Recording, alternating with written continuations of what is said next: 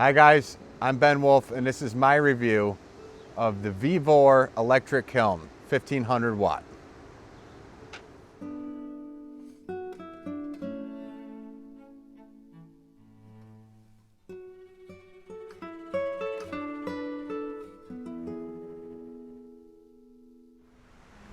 So, Vevor has sent me another item to review. They sent me 2 wheels already, which is so cool. And now they've sent me a little kiln to review. I just opened the box. Everything came well packed, very well packed. It comes with a pair of gloves, which look like somebody might have already used them, but hey, whatever. Some crucible tongs, because this kiln could be also used for melting metals, power cord, and the kiln. So here's what it looks like. It has a handle there. I was able to grab it. It's only 38 pounds. And the warning, of course. I just wish common sense was common sense and people did not have to write that on there to protect themselves at this point. Of course the plastic bag is not a toy. All right, so I'm gonna take off this plastic and hook it up and let's get going. All right. So this is what the kiln looks like once the plastic is off. Sorry guys, it's windy today, but that means good ventilation, which is a good thing to have. So before we start this, we have to pull this off because that is a little hole to get all of the sulfur or whatever vapors to come out of the kiln while it's on. So, has a little digital readout, an on and off button. This kiln fires up to around 1200 degrees Celsius, which for us Americans basically just means it's going to be able to go up to cone 6. And today I'm actually going to try firing a low fire, so to cone 05 or so. And let's open this thing up, guys. I want to check this out with you. So it's got a little latch here, and the kiln opens up. Oh, cool. So that's like a fiber insulation. This fiber insulation is really good, guys, actually. So here's the inside of the kiln. This is small, so this is like 6 inches by 6 inches by 5.5 inches, and it has your elements, and they go all the way up and all the way around. So this will be perfect for, like, you know, testing a piece or testing glazes out for the potters out there. Instead of having to, you know, my kiln's like 10 cubic feet. So this little guy, this can just do a small thing. Or if you're into, you know, jewelry making, you can do stuff with that. You can make just tiny little things to put in here, which would be great. I believe this is the thermocouple, so that will be what tells what the temperature is. So yeah, that's the inside look of this. And let's put a pot in there and get her going. So I have a 1 pound little vase here I made. I glazed it with a low fire glaze. Let's see if it even fits in here. Okay, wow guys. So this is just a 1 pound vase and it just barely fits in. You know, I'm interested here because this is gonna get very even heat. Sorry, my finger kind of made it all blurry. But it should make it very even in the heat. So, yeah, so this is gonna go to a low fire. Let's close this thing up. Let's go with the latch on the side. Let's turn this thing on. It's on. All right. So, it's in Celsius. So right now the kiln is showing it's at 11 degrees. So what I'm going to do is I'm going to do a preheat. And because this is a low fire, this is kind of going to act as a bisque firing. because it's going low fire. So instead of actually doing a bisque, I'm just going to do a low fire. So as Ricky LaFleur says, I'm getting two birds stoned at once. So let's see here. Let's hold this. Blinking. I have to hold it. No, we don't want that. We want to go down. So I want to get it down to 100 degrees Celsius because at 212 degrees, water boils. So the first thing I want to test is to see if it will steam off the pots. So I'm going to go down to about 98 degrees, right below the boiling point. So it's 212 degrees boiling point Fahrenheit and 100 degrees Celsius for the boiling. So we are right there. Let's go down to let's go down to 95. And let's hit P. So it's blinking. Oh, this has got a great fan right here. I could already feel the fans on. It's already up to 12 degrees. Already went up 1 degree. And I could feel a little heat coming off. Not too much. But that's actually really nice. There's a fan on the side here, guys, which is pretty cool.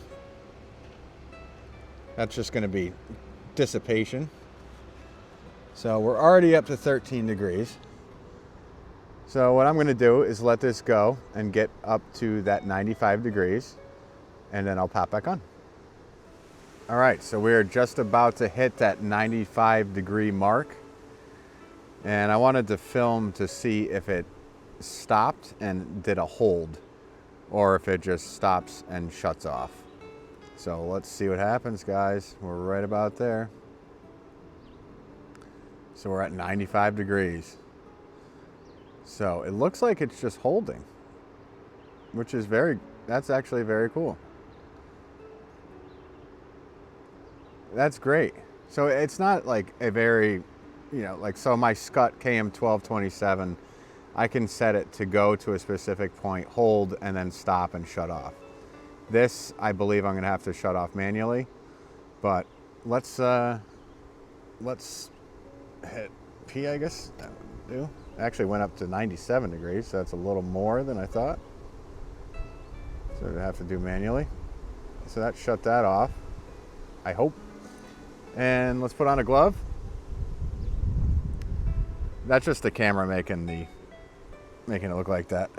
It's not doing that. It's actually solid, see? That was cool. Cameras. So let's see what we got. One-handed. Okay. So the preheat, how are we for heat? We're not bad. So we got a good temperature in here. Pot's good to go. So I'm going to close this up. Now what I'm going to do is I'm going to set this. So the top is the temperature we have. The bottom, if it will not blink, it's blinking only on here on the camera. So it's ready to set. So I'm going to go up to 1,031 degrees Celsius, which is cone 05. So a very low fire, low fire. So, and in a future video, I will do a mid-fire. Look at that, I just stopped right at it. So I will do a mid-fire cone 6 firing in a future video. But for this video, I'm going to do a low fire. It's going to test both things at once, basically. So let's see here, and let's set that. We're good. So let's see how long this takes to get to cone 05. Already at 97. Let's see if we're going to creep up. Are you on or are you not? That is the question. There we go. We're climbing. So I will come back on once we are about at 1,130 degrees, and I'll let you know how long it took to get to there. So we are already at, if my camera will work, it's already at 1,001 degrees in 40 minutes, guys. That's extremely fast. So, quite impressed about how quick this is.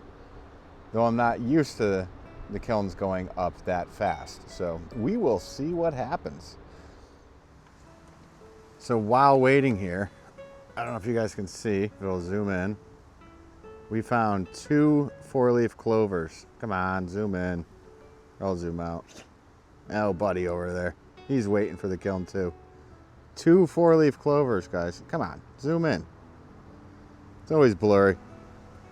You're gonna have to take my word for it. You can see the one on the left. So hopefully that means good luck for this firing. Are you coming to say hi to everybody on YouTube, buddy? Uh-oh. Kisses for everybody. Oh, don't ruin the mic there. Oh, what do you... Pretty amazing, guys. So, under an hour. This is about 54 minutes. And we are hitting the desired temperature.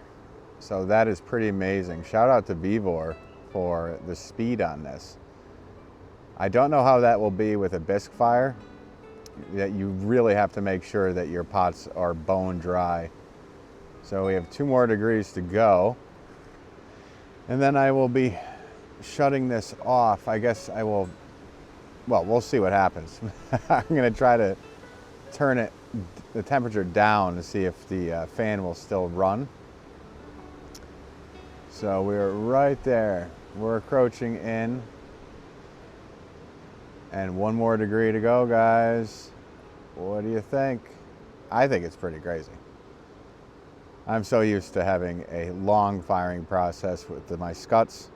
Obviously, they're very big kilns comparative to this kiln. So there we are. We're at 11:30.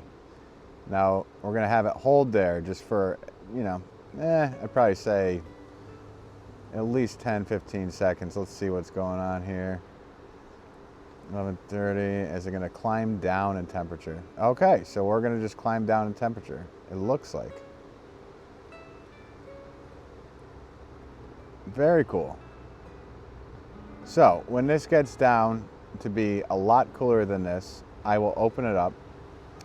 It actually looks like it's holding there, so we're pretty good. That's exactly what I wanted to do, is hold for quite a bit. I mean, you could do different holds. Everybody has their own methods. For a low fire pot, you should be able to just hit that temperature and shut it off. So we're good. So what I'm going to do is I'm going to hit that, and I'm going to set it low and see if the temperature drops. I'm sorry for the blinking. It's not really blinking in real life. There we go.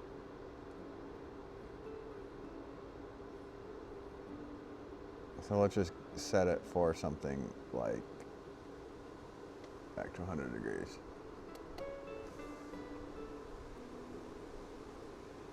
And see if it goes down. If not, I can easily just shut this off.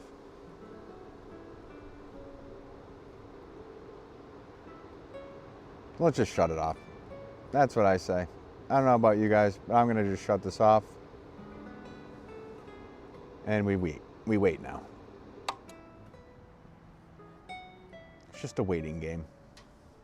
So I've waited about 5 minutes, and I'm just gonna turn this back on and see what temperature we're at.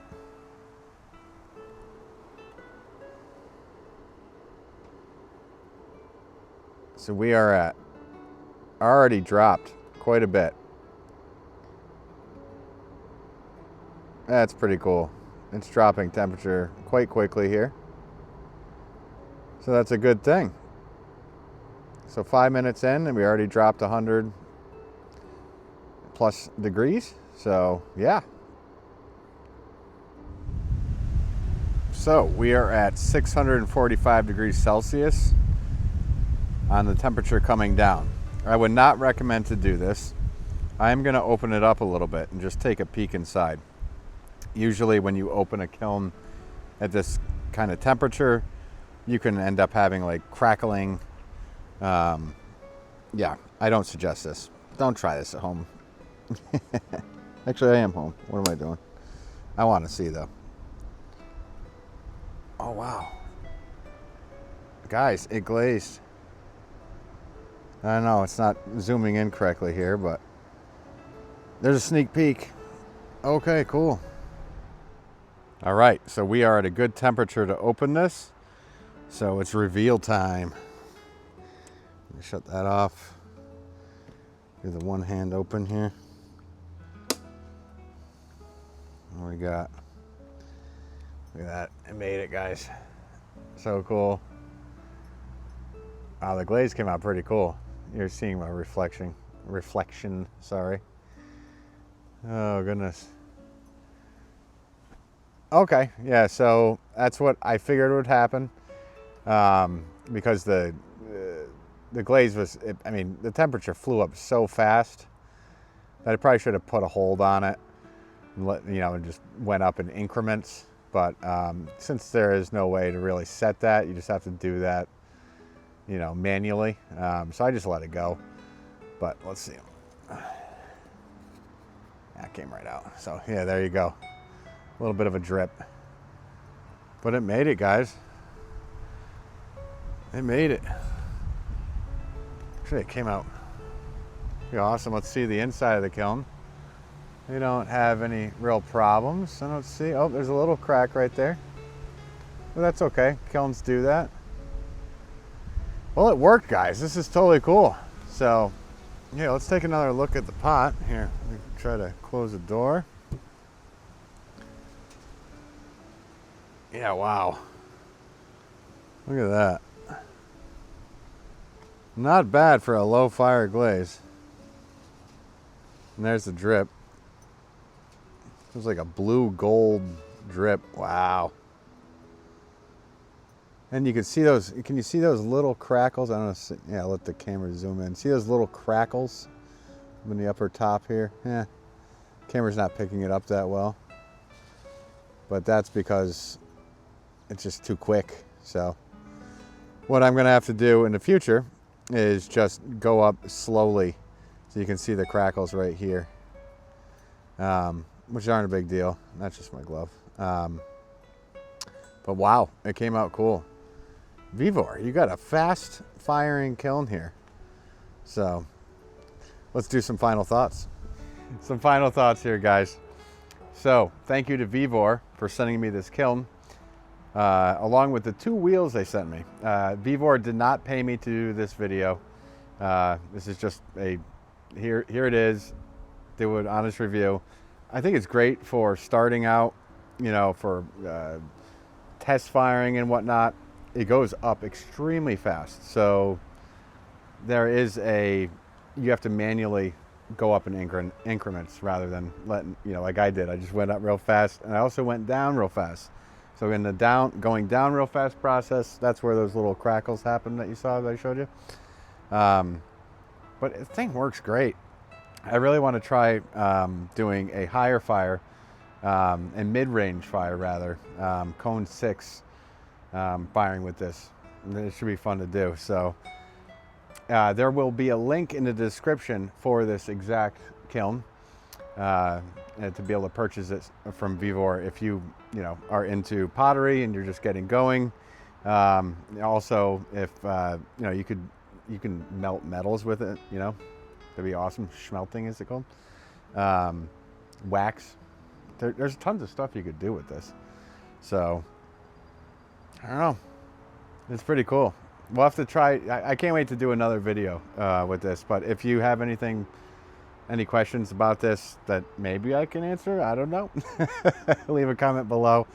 Whatever, like and subscribe. Shameless plug or shameful plug, whatever it is.